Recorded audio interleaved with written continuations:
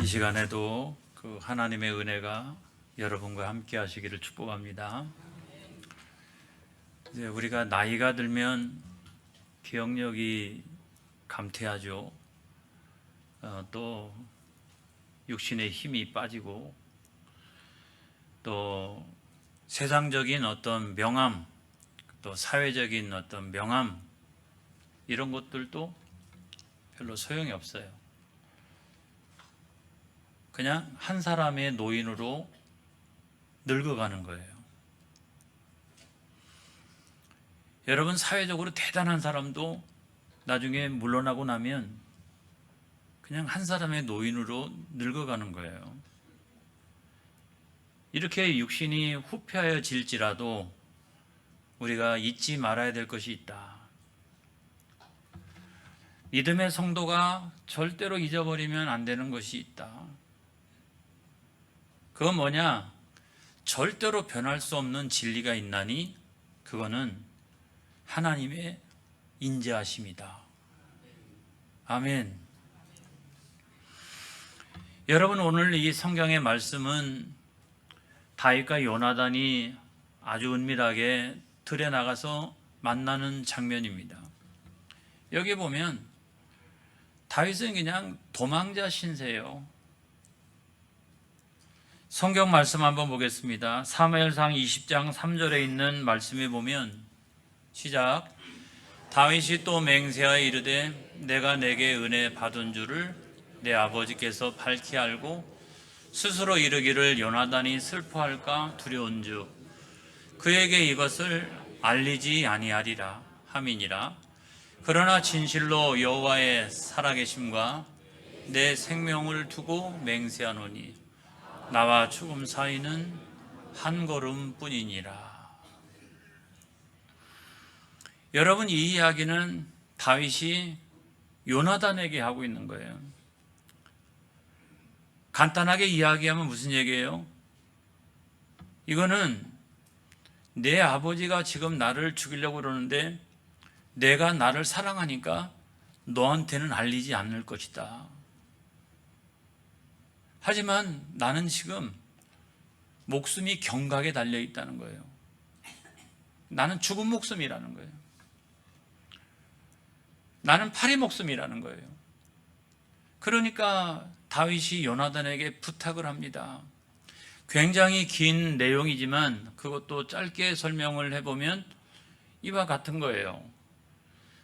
이제 초하루 잔치가 내일인데 내가 거기에 갈 수도 없고 안 갈 수도 없고 가자니 죽을 것 같기도 하고, 그러니까 들어가서 잔치 분위기를 살펴서 나에게 그거를 알려달라는 거예요. 왜? 여차하면 도망치려고. 여러분, 기가 막히지 않습니까? 지금 자기의 목숨을 부탁하고 있는 거예요. 자기 친구인 요나단에게 자기 목숨을 부탁하고 있는 거예요. 이 이야기를 들었던 요나단이 다윗의 어깨에다 손을 딱 얹고서 같이 들판으로 나가자고 그럽니다. 들판으로 나가가지고 했던 말이 내가 하나님의 사심을 가리켜 맹세하노니 우리 아버지가 너를 죽일 것 같으면 내가 반드시 너에게 알려주리라. 이러면서 둘이 이렇게 들판으로 나가는데 사진을 한 장 올려주세요. 이 사진이 뭐냐면 제 동료 목사 가운데 제가 속에 있는 것까지도 다 그 이야기 할 수 있는 그 목사가 있어요. 그 목사님의 그 카톡의 프로필 사진이 저거예요. 저는 저 사진을 보면서 뭘 느끼냐면 우정을 느껴요. 목회자들끼리도 그런 우정을 느끼는 거예요. 이렇게. 야. 근데 이것은 실제 사실하고는 좀 많이 다르잖아요. 그래서 제가 AI로 다윗과 요나단이 들판에서 들판을 향해서 나가고 있는 장면을 그려줘 라고 했더니 AI가 이렇게 그려줬어요. 훌륭하죠?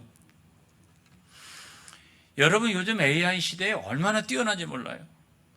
이 가운데서 화살을 쏘는 사람은 요나단이니까 저 화살을 메고 가는 사람이 요나단인 것 같고, 그 옆에 함께 이야기를 하고 있는 사람이 다윗 같아요.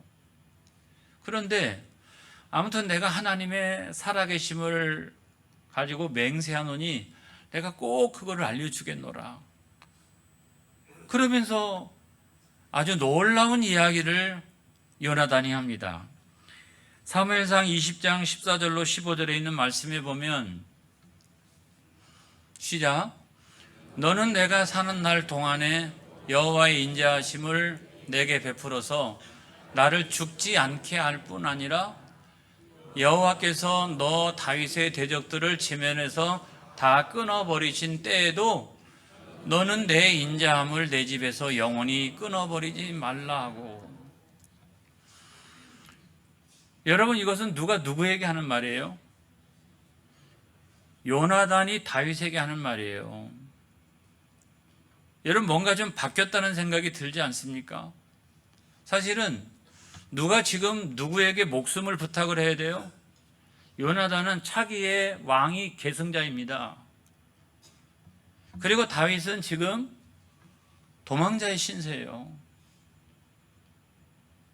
그리고 자기 목숨을 지금 구걸하고 있는, 부탁하고 있는 그런 상황이에요. 그런데 놀랍게도 지금 이 이야기를 누가 하고 있느냐? 요나단이 다윗에게 하고 있는 거예요. 바뀌었잖아요. 그렇죠? 여러분, 요나단은 왜 그랬을까요? 요나단은 하나님의 뜻을 알고 있었어요. 그래서 사울왕이 물러나게 되고 다윗이 왕으로 올라가게 될 것이다. 또 사울은 버림을 받게 되고 다윗은 하나님의 선택을 받게 될 것이다 라고 하는 사실을 믿었기 때문에 오히려 자기에게 목숨을 부탁하고 있는 그 사람에게 자기가 오히려 지금 목숨을 부탁하고 있는 이런 상황인 거죠.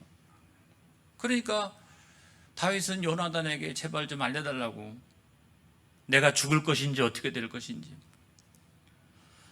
요나단은 또 다윗에게 장차 나와 내 자손들을 좀 살려달라고 그렇게 이야기하고 있는 거예요.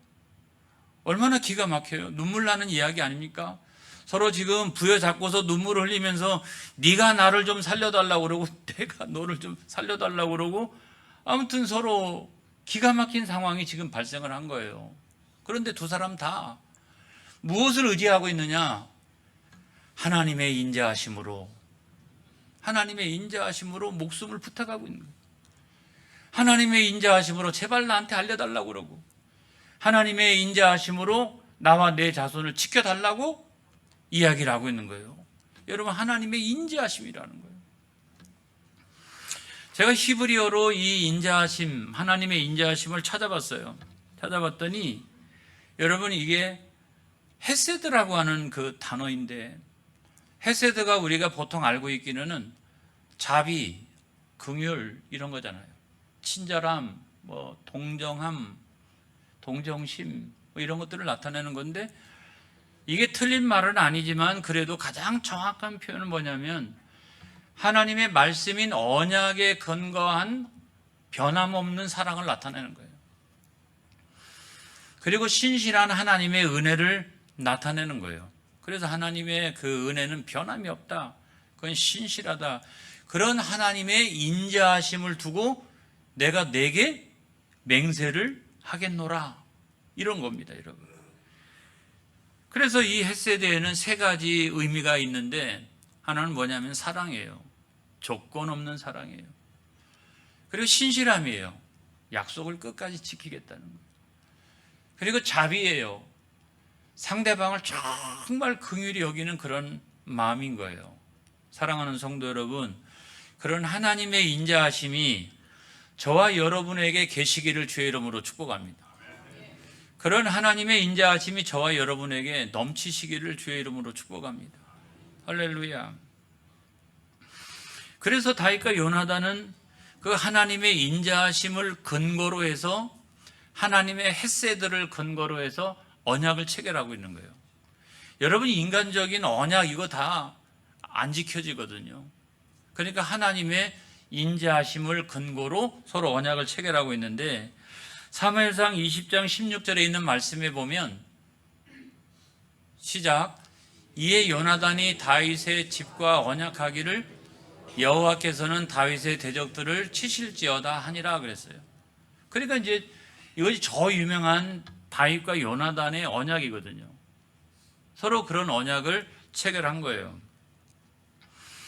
여기서 우리가 깨닫게 되는 것이 뭐냐, 이 말씀을 잘 알겠는데 우리가 여기서 깨닫게 되는 게 뭐냐, 첫 번째로는 인간의 생사화복은 권력의 힘에 있는 것이 아니라 하나님의 인자하심에 달려있다. 아멘. 지금 권력 누가 갖고 있어요? 사울 왕이 갖고 있잖아요. 요나단이 갖고 있잖아요. 근데 그 권력 오래 못 가요. 그래서 그 권력이 나중엔 누구에게로 가요? 다윗에게 가잖아요. 그러니까 인간의 생사화복이라고 하는 것은 권력의 힘에 좌우되는 게 결코 아니라고 하는 거예요. 여러분, 하나님의 인자하심에 달려있다라고 하는 사실을 믿으시기 바랍니다. 나중에 보면 다윗은 사울왕에 쫓겨가지고 무려 몇 년 동안 도망을 다니느냐? 13년이에요. 말이 그렇지 13년이라고 하는 시간은 어마어마한 시간이에요. 그 13년 동안 이리 피하고 저리 피하고, 그런데 그럴 때마다 하나님께서 건져주신 줄로 믿습니다. 그러니까 시편에 나오는 다윗의 찬양의 내용 가운데 많이 등장하는 단어가 있는데 그건 이거예요. 여호와의 인자하심이 크고 크시도다. 아멘. 여러분, 그 수많은 위기 가운데서 하나님께서 건져주신 거예요. 그러니까 여호와의 인자하심이 크고 크시도다 라고 하면서 다윗이 고백을 하고 있는 것이거든요. 아주 유명한 찰스 스윈들 목사님이라고 하는 분이 그가 쓴 책에서 다윗 영적 거인의 비상과 추락이라고 하는 1997년에 나온 책에서 뭐라고 얘기했냐면 이렇게 이야기했어요. 내용이 길어질까 봐 제가 그냥 소개하지 않고 제가 읽어드리겠습니다. 다윗이 그 끔찍한 광야의 고독과 시련을 견딜 수 있었던 것은 그가 훗날 쓰게 될 왕관에 대한 야망 때문이 아니었습니다. 다름 아닌 요나단이 들판에서 맺어준 언약, 즉 자신을 향한 하나님의 헤세드를 확인했기 때문입니다. 다시 말하면 하나님의 인자하심을 믿었기 때문이라는 거예요. 그러니까 그 13년을 견뎠다는 거예요. 그 13년 사지로 도망을 다니면서도 견뎠던 이유가 뭐냐? 그건 다른 게 아니라 하나님의 인자하심을 믿었기 때문이라는 거예요. 여러분이 이거를 믿으시기를 주의 이름으로 축복합니다. 오늘날 우리가 구원받은 것은 어떨까요? 우리가 잘나서 구원받습니까? 저 구원 못 받을 사람보다도 내가 훨씬 더 도덕적으로, 윤리적으로 뛰어나기 때문입니까? 내가 다른 사람을 불쌍히 여겨가지고 어떤 행위가 있어서 그렇습니까? 그게 아니에요, 여러분. 나나 이 세상의 사람들이나 거의 다 마찬가지인 거예요. 그런데 나는 그 이유를 알 수 없지만 하나님이 만세전에 나를 택하시고 나에게 인자하심을 베풀어 주셨어요. 그리고 그리스도 예수 안에서 그 십자가 언약을 체결해 주셨어요. 그렇기 때문에 내가 구원받게 된 줄로 믿습니다. 내가 공로가 있어서, 내가 행위가 있어서 구원받은 게 아니에요. 하나님의 그 헤세드가, 그 인자하심이 있었기 때문이에요. 그래서 어떤 신학자는 이렇게 얘기합니다. 구약 성경에서 가장 위대한 단어가 있다라고 하면, 구약 성경에서 가장 위대한 단어가 있다라고 하면, 언어가 있다라고 하면 나는 그 언어가 헤세드다 그랬어요. 하나님의 인자하심이다. 하나님의 인자하심. 그것이 없으면 인간은 구원을 받을 수도 없는 거죠. 여러분, 우리가 나머지 생애를 우리가 살아나갈 때 내 황혼이 아름답게 물들기를 원한다라고 하면 여러분 우리는 무엇을 붙들고 있어야 될까요? 우리는 무엇을 붙들고 있어야 될까요?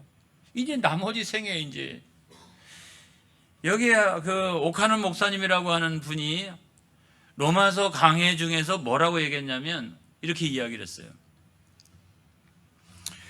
우리가 절망의 구덩이에 빠졌을 때 내가 붙잡고 있는 줄이 세상의 썩은 동아줄인지 아니면 위에서 내리는 하나님의 은혜의 밧줄인지 똑똑히 보아야 합니다. 오늘 내가 지금 붙들고 있는 줄이 뭐냐는 거예요. 저와 여러분이 뭘 붙들고 살아나갑니까? 여러분, 우리가 저와 여러분이 붙들어야 될 것 가운데 가장 중요한 것은 하나님의 인자하심이라는 거예요. 하나님, 내 생애에, 내 사업장에, 내 건강 위에, 내 자녀들 가운데, 내가 하고 있는 모든 농사들 가운데 하나님의 인자하심이 계시기를 원합니다. 하나님의 인자하심이 베풀어지기를 원합니다. 할렐루야. 저는 우리 교회도 마찬가지예요. 우리 교회도 하나님의 인자하심이 베풀어지기를 원합니다. 아멘. 할렐루야. 그래서 우리가 나머지 생애를 어떻게 살아가야 되느냐, 이 나머지 생애를 어떻게 살아나가는 것이 좋을 것인가 할 때 여러분 헤세드의 축복의 통로로 살아나가기를 주의 이름으로 축복합니다. 저는 거기에서 첫 번째로는 나와 너 사이에 계시기를, 하나님의 인자하심이 나와 너 사이에 계시기를 축복합니다. 여러분 성경 말씀에 있는 거예요. 사무엘상 20장 42절 상반절에 있는 말씀에 보면 시작. 요나단이 다윗에게 이르되 평안히 가라. 우리 두 사람이 여호와의 이름으로 맹세하여 이르기를 여호와께서 영원히 나와 너 사이에 계시고, 여호와의 인자하심이 나와 너 사이에 영원토록 계시기를, 이러면서 서로 축복을 했다는 거 아니겠습니까? 여러분, 우리가 누구에게 축복을 해야 될까요? 저는 가장 가깝게는 가족들을 위해서 축복하시기 바랍니다. 가족들 가운데는 잘 나가고 성공하고 이런 가족들만 있는 게 아니에요. 가족들 가운데는 어려움 당하고 시련의 한복판에 있고 늘 위기를 만나고 병들고 여러 가지 어려움과 위기를 만나고 있는 그런 가족들도 있거든요. 10손가락 가운데 아무튼 보면은 항상 있잖아요. 안 그렇습니까? 그래서 우리가 어떻게 해야 된다? 하나님의 인자하심이 너와 나 사이에 계시기를. 아멘. 하나님의 인자하심이 우리 가족들 가운데 임하시기를 여러분 위해서 기도해야 될 줄로 믿습니다. 미국에 아주 유명한 그 신학대학의 그 총장님이 있어요. 미국 콜롬비아 국제신학대학원의 총장인 로버트슨 맥킬킨, 그리고 그의 아내 뮤리엘 이야기가 있습니다. 이 총장님이 썼던 책이 뭐냐면 이런 책을 썼어요. 서약을 지킨 사랑이라고 하는 책을 썼는데 이 책의 내용이 아주 기가 막힙니다. 이 총장님은 당시에 굉장히 학자로서도 잘 나가고 있었어요. 사회적으로도 굉장히 저명한 사람이었어요. 최고를 향해서 막 이렇게 올라가고 있는 그런 상황이었는데 자기 부인이 50대 후반에 알츠하이머 치매에 걸린 거예요. 자기 부인이. 그리고 병증이 점점 심해지기 시작을 합니다. 그리고 자기가 없으면 너무 불안해하고 염려하고 막 이러니까 자기가 어떻게 할 수가 없어요. 그래서 최고의 정점을 향하여 올라가다가 나중에 1990년도에 그 신학대학 총장 자리를 사임합니다. 그리고 은퇴를 합니다. 학교에서는 은퇴식이 이제 있었습니다. 그리고 그 은퇴식 날 이분이 이런 연설을 했어요. 아내는 지난 40년 동안 제 삶을 돌보아 주었습니다. 이제는 제가 아내를 돌볼 차례입니다. 사람들은 저에게 아내를 요양원에 보내고 학교에 남아 하나님의 큰 일을 하라고 말합니다. 하지만 여러분, 저는 40년 전 아내와 결혼할 때 건강할 때나 병들 때나 그녀를 사랑하겠다고 하나님 앞에서 약속을 했습니다. 아내는 지금 제가 곁에 있을 때에만 평안을 얻습니다. 아내를 지키는 것은 저의 희생이 아니라 저의 가장 큰 기쁨이자 특권입니다.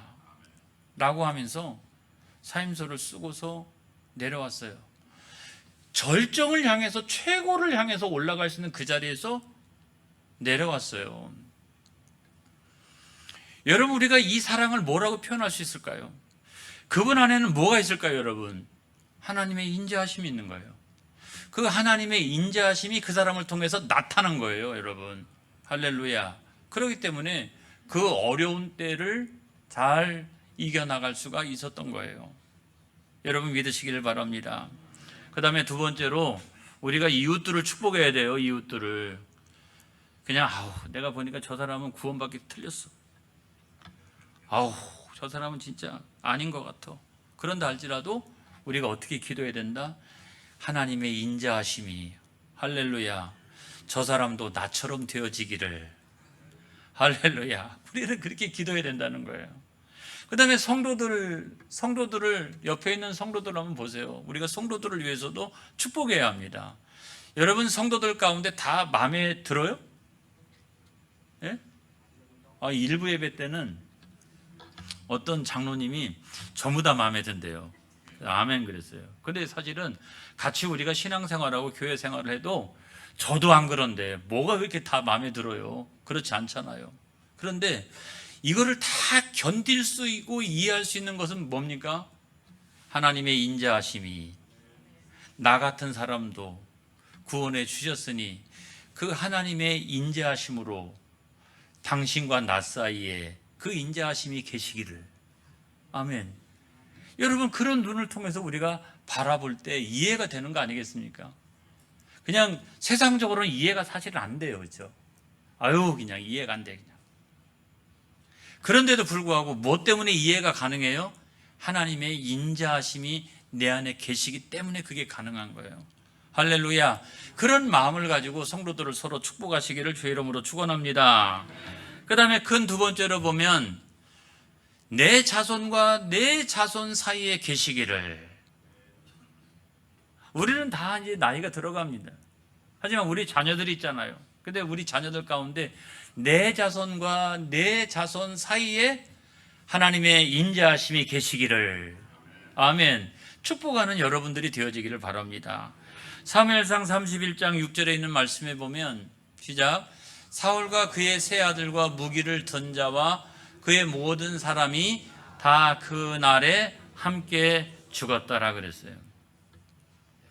나중에 사울 왕이요, 블레셋과의 전쟁에서 길보아 산에서 자기만 죽은 게 아니라 세 아들과 함께 죽었어요. 그런데 다른 사람은 별로 생각이 안 나는데 정말 안타까운 한 사람이 있어요. 그 가운데 누굽니까 여러분? 요나단이잖아요. 요나단이 거기서 같이 죽었어요.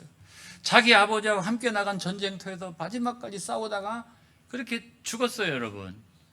그리고 사울 왕가가 다 끝장이 나고 그러고 난 다음에 누가 왕위에 올랐습니까? 다윗이 왕위에 올랐잖아요. 다윗이 왕위에 오르고 난 다음에 그가 한 일 가운데 한 가지 일은 뭐냐면 이 요나단의 자손을 찾는 일이었어요. 안 그렇습니까, 여러분? 요나단의 자손을 찾았어요. 열심히 전국 방방곡곡에 다 도망가가지고 어디에 숨어 있는지 알 수도 없는데 아무튼 다 그냥 보내가지고 찾았어요. 찾았더니 사무엘하 9장 6절로 7절에 있는 말씀에 보면 시작. 사울의 손자 요나단의 아들 무비보셋이 다윗에게 나와 그 앞에 엎드려 절하매 다윗이 이르되 무비보셋이여 하니 그가 이르기를 보소서 당신의 종이니이다. 다윗이 그에게 이르되 무서워하지 말라. 내가 반드시 내 아버지 요나단으로 말미암아 내게 은총을 베풀리라. 내가 내 할아버지 사울의 모든 밭을 다 내게 도로 주겠고 또 너는 항상 내 상에서 떡을 먹을지니라 하니 그랬어요. 아멘. 여러분, 사울 왕가의 재단 다 돌려줬어요. 찾아가지고 돌려줬어요. 그뿐만 아니라 왕자로서 자기 상에서 함께 먹을 수 있는 특권을 회복시켜 주었어요. 왜 그랬습니까, 여러분? 다윗과 요나단의 언약. 그 언약의 핵심은 뭐냐면 하나님의 인자하심이 내 자손과 내 자손 사이에 계시기를. 아멘. 계시기를. 여러분, 이 언약을 지킨 거 아니겠어요? 그 언약이 실제 이루어진 거 아니겠습니까, 여러분? 사랑하는 성도 여러분, 그렇게 저와 여러분의 자손을 위해서 축복하는 여러분들이 되어지기 바랍니다. 자, 오늘 말씀의 결론입니다. 이 하나님의 인자하심이 헤세드가 저와 여러분 사이에, 아멘, 저와 여러분의 자손 사이에, 아멘, 계시기를 축복합니다. 아멘. 기도하겠습니다.